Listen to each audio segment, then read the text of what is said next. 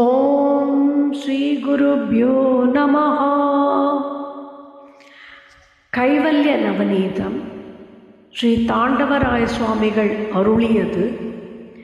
தத்துவ விளக்கப்படலம். பாடல் 77. இறைவணக்கம். பொன்னில மாதராசை பொருந்தினர் பொருந்தார் உள்ளம் தன்னிலந்தரத்தில் ஜீவ சாட்சி மாத்திரமாய் நிற்கும் என் நிலங்களிலும் மிக்க எழுநிலம் அவற்றின் மேலாம் நன்னிலம் மறுவும் ஏக நாயகன் பதங்கள் போற்றி. 77வது பாடல். அனுபவ ஆனந்த வெள்ளத்து அழுந்தியே அகண்டமாகி தனுகரணங்கள் ஆதி சகலமும் இறந்து சித்தாய் மனது பூரணமாய் தேகமான சர்க்குருவும் காண நனவில் சுழுத்தியாகி நன்மகன் சுபாவமானான். அகண்ட பரிபூரணத்தை கண்ட அனுபவத்தால் மெய்யானந்தத்தில் அழுதினான் சீடன்.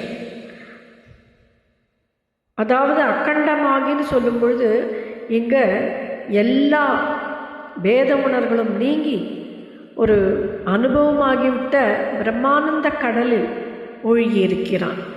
அதனால் அனுபவ ஆனந்த வெள்ளத்தில் அழுத்தியே அகண்டமாகி தனுகரணங்கள் ஆதி சகலமும் இறந்து உடல் புலன்கள் நாமரூபங்கள் எல்லாம் மறைந்து போய் சித்தாய் சச்சிதானந்த ரூபமாய் மனது பூரணமாய் தேகமான சத்குருவும் மனது பூரணமாய் மனது பரிபூரணமாக தேகமான சத்குருவும் காண.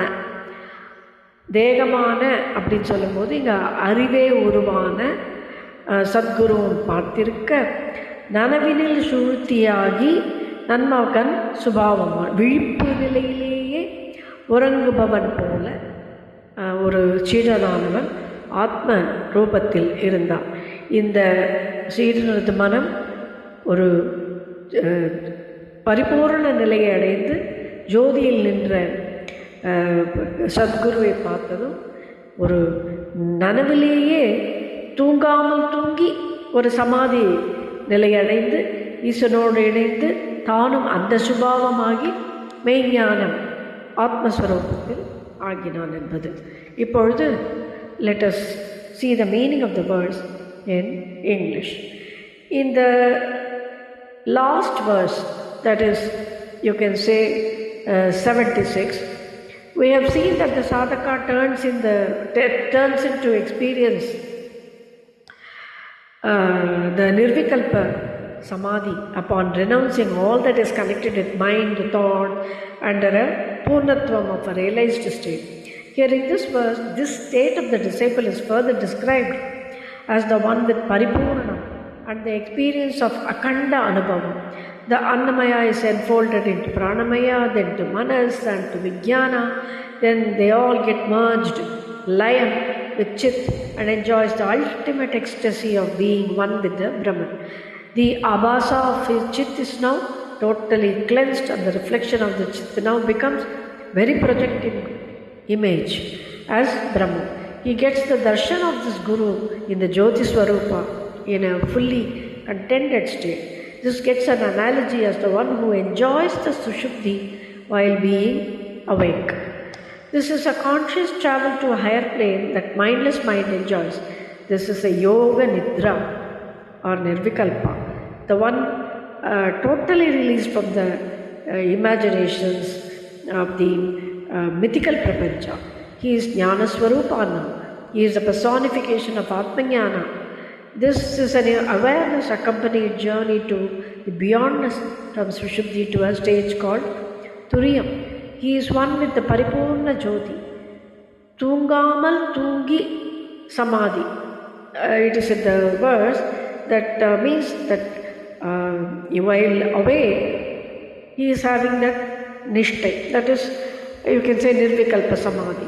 He gets one with Isha and experiences the being from becomingness. The disciple considers his Guru as an incarnate of grace and passion. The disciple worthy of being a student of Atmajnana, now seen, sank into the bliss of ocean and merged undivided as a wholesome, absolute, cosmic consciousness, freed from all mystic imaginative creations due to Maya and the culprit mind. Now he is in real, true bliss. He becomes the Swarupa Subhavamana. Shri Gurubhyo Namaha.